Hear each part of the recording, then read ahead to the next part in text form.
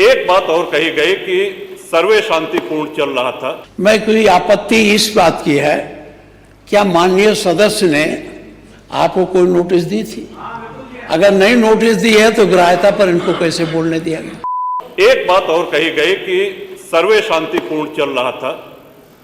एक हिंदू होने के नाते, एक सनातनी होने के नाते माननीय अध्यक्ष जी, हम तो ये कहते हैं कि न्यायालय किसी भी मंदिर पर सर्वे का अगर कोई आदेश करती है तो मैं नहीं समझता कि किसी भी सनातनी, किसी भी हिंदू को कोई आपत्ति होगी। हमने किसी के धर्मस्थल तोड़ के अपने धर्मस्थल नहीं बनाए। करें जहां करना हो सर्वे करें। हम कभी गुम्मा अद्धा नहीं चलाएंगे, हम पत्थरबाजी, हम न्यायालय के निर्णय का सम्मान करेंगे। तो शासन का काम, प्रशासन का काम तो न्यायालय के निर्णय को लागू कराना होता है। तो इसलिए माननीय अध्यक्ष जी, इस पे चर्चा कराई जाए।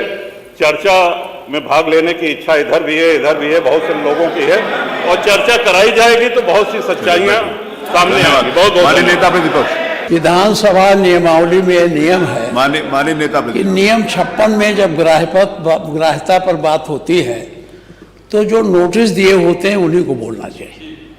जब चर्चा होती है तो पूरा सदन, कोई भी सदस्य उसमें हिस्सा ले सकता। मैं कोई आपत्ति इस बात की है, क्या माननीय सदस्य ने आपको कोई नोटिस दी थी? अगर नहीं नोटिस दी है तो ग्राह्यता पर इनको कैसे बोलने दिया गया? मैं ज़्यादा नहीं, दो बात कहना चाहता हूँ। मैं बहराइच खुद गया था। माननीय मुख्यमंत्री जी, बहराइच में जिस रास्ते से जुलूस निकलता था उस रास्ते में परंपरागत रूप से 50 मीटर में बड़ी घनी बस्ती है और वहाँ बड़ी संख्या में मुस्लिम आबादी है। जब पहले जुलूस जाता था तो वहाँ बड़ी संख्या में फोर्स लगा दी जाती थी। अब की बार कोई फोर्स लगाई नहीं गई और वहीं झगड़ा वितंडाबाज शुरू किया गया। अब ये कहना कि फोर्स मांगी नहीं गई, अरे सुनिए चुप रहो। हम भी जानते हैं।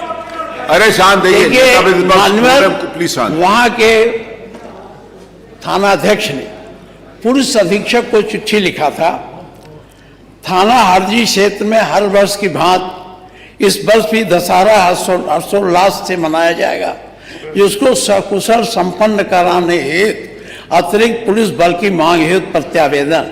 महोदय, सादर निवेदन है कि थाना स्थानीय क्षेत्र पूर्व की भांति इस वर्ष भी दशहरा पूरे हर्षोल्लास के साथ मनाया जाएगा। त्यौहार के पूर्व की भांति इस वर्ष भी सकुशल संपन्न कराने हेतु इस अतिरिक्त बल, जिसमें 1.5 section PAC, 1.5 section paramilitary force की आवश्यकता है, जिसकी उक्त त्यौहार सकुशल संपन्न कराया जा सके। ये चिट्ठी है। तो जब वो चिट्ठी आपका यशो पुलिस अधीक्षक को लिखा तो ये फोर्स क्यों नहीं दी गई? क्योंकि वो समझता था यहाँ हो सकता है। उन्होंने किया तो ये आपके पुलिस प्रशासन की पूरी उदासीनता या तो उनकी साजिश का परिणाम है, यह बहराइच का दंगा।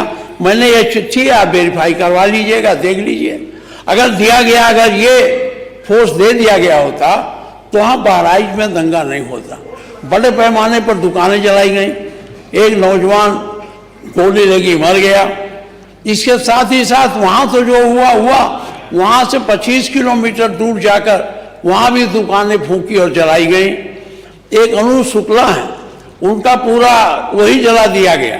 अगर ये इस तरह की बात होती, अनूप शुक्ला का एक वो था, शोरूम था मोटरसाइकिल का, वो जलाया गया, उनके कागज जलाए गए। तो इसको, अरे भी आप रहे होंगे वहाँ, जानते होंगे, हम तो जानते नहीं, आप उसमें सम्मिलित रहे होंगे। तो जो उसमें सम्मिलित रहता वही नहीं जानता है, हम कहाँ जान पाते। तो इसलिए मैं एक बात ये मुझे कहना था, इसकी जांच आप जरूर करवाइए। क्या पुलिस अधीक्षक के स्तर पर ये अगर गलती हुई, जिसमें 50 तमाम लोग, 7 लोग जेल में हैं, कितने लोग भागे हैं, 10 बस भागे हैं, वो इस भय को भी दूर करिए। यहाँ एक बात और कहना चाहूँगा, मुख्यमंत्री जी, हमेशा चलेगा। जब एक्ट पास हो गया था तो एक्ट में सुप्रीम कोर्ट में जब पिटीशन गया तो चीफ जस्टिस ने सर्वे की बात कर दी। और आप जानते थे इस सर्वे से अनावश्यक विवाद पैदा होगा, तो सरकार को इसकी पुनरीक्षण याचिका दायर करनी चाहिए थी सुप्रीम कोर्ट में, जो नहीं हुई। अच्छा, ये जानते हुए कि सर्वे के बावजूद एक्ट के अनुसार उसका कोई रूप नहीं बदला जा सकता, मस्जिद को मंदिर नहीं बनाया जा सकता, मंदिर को मस्जिद नहीं बनाया जा सकता, ये उस एक्ट में प्रावधानित है, तो सर्वे का क्या मतलब है? सर्वे कराने का मतलब है सांप्रदायिक भावना को चोट पहुंचाना और जो हमारी समरसता है उसको बिगाड़ना। आज हम कहाँ खड़े हैं? जिस बुद्ध की धरा से दया और करुणा का संदेश गया हो, जिस उत्तर प्रदेश की धरा से वसुधैव कुटुंबकम का नारा निकला हो, आज वहीं अपने निवासियों के साथ क्या हो रहा, कितने भेदभाव हो रहे हैं, इसको कौन देखेगा? सनातन धर्म के पैरोकार लोग, सब लोग रोज इस बात को करते हैं, लेकिन आज ये क्यों हो रहा है? मैं आपसे निवेदन करता हूं कि मैं बहुत ज़्यादा हमारी घटनाओं पर बात हो गई, एक तो बहराइच की, दूसरी ये अब तो सुप्रीम कोर्ट ने प्रतिबंध लगा दिया, नहीं होगा, लेकिन इसकी उच्च स्तरीय जांच बहराइच की भी आपको करानी चाहिए। बहराइच केवल अधिकारियों के जांच पर न जाइए, आप तो विपक्ष में भी रहे हैं, ये अधिकारी, तब आप इनकी भी आलोचना करते रहे हैं, अब आप सरकार में हैं तो इनकी बातें सुन लेते हैं, ये कैसी रिपोर्ट देते हैं, कैसे आपको गुमराह करते हैं, कैसे शासन को इधर से उधर करने की बात करते हैं। इससे सावधानी पूर्वक आपसे मेरा निवेदन है, संभल भी उच्च स्तरीय जांच तो आपने बना दिया, कमेटी बना दी है। अब मैं अच्छा, ये आपने कहा मंदिर मिल गया, तो मंदिर तो अच्छी बात है, मिल गया, पहले से था, कौन नयापन आ गया? ये हुआ कि उस मंदिर का ताला खोल के आपने पुजारी बैठा दिया, पूजा हो, तो मंदिर का तो कोई विरोधी है नहीं, हर आदमी का। हमारे घर पर भी मंदिर है, हमारे घर के सामने बड़ा नहीं छोटा सा ही है, रोज उसमें जल चढ़ाया जाता है, हर हिंदू के घर पर होता है। जो कोई पुरातत्ववेत्ता ने खोद के तो निकाला नहीं है कि बड़ी प्राचीन मंदिर को निकाला, इसको लेकर इतना चल रहा है, मंदिर मिल गया, मंदिर मिल गया। अरे मंदिर था ही, मिला क्या? मंदिर था। इसलिए मैं आपसे आग्रह करूंगा, इस उत्तर प्रदेश की धरा को आप सांप्रदायिकता के आग में जाने से बचाइए। अगर ये सांप्रदायिकता की आग भड़की तो पूरा उत्तर प्रदेश यानी पूरा हिंदुस्तान में एक ऐसी स्थिति पैदा होगी जो हमारी समरसता है, जो हमारा हिंदू मुसलमान का भाईचारा है, वो टूटेगा, और जब वो टूटेगा तो अच्छी स्थिति नहीं बनेगी। इसलिए मैं आपसे आग्रह करता हूं कि आप इन दोनों घटनाओं का, आपने वहां तो, अब नहीं जानता, कमीशन ऑफ इंक्वायरी एक्ट के अंतर्गत उसे आपने जारी किया है। अगर कमीशन ऑफ इंक्वायरी एक्ट के अंतर्गत हुआ है तब तो जांच रिपोर्ट सदन के पटल पर आएगी। अगर कमीशन ऑफ इंक्वायरी एक्ट के अंतर्गत आपने जांच नहीं बैठाई है, सदन के पटल पर नहीं आएगी।